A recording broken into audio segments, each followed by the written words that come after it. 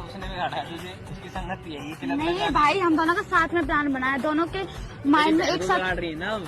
भाई यार मैं तो तेरे से बिगड़ा नहीं, तू मेरे से कहती थी क्लब जा रहा है, क्लब जा रहा है। बहुत देर हो गई, इतना टाइम नहीं यार, हमें बहुत सारी तैयारी करनी है, समझ यार। मेकअप से कब भी तो करना पड़ता है लड़कियों को, है ना।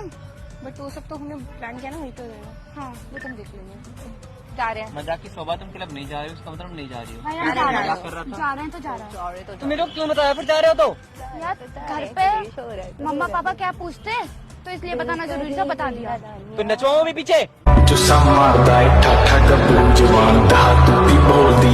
यार क्लब में डांस करेंगे, डांस आप सीखे हैं बड़ा से प्रैक्टिस करनी डांस पड़ती है। क्लास गए ये और मैं बदतमीजी करने की मेरे से जरूरत नहीं है और मैं जा रहा हूँ, ठीक है?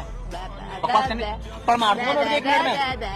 पता है लाइफ में कितने सारे गाने, कितनी सारी प्रॉब्लम है, कितनी सारे वो हैं, तो कभी कभी चिल करना भी जरूरी होता है। हाँ इतना फ्रस्ट्रेट हो गई, टेंशन है लाइफ में। क्यों भाई?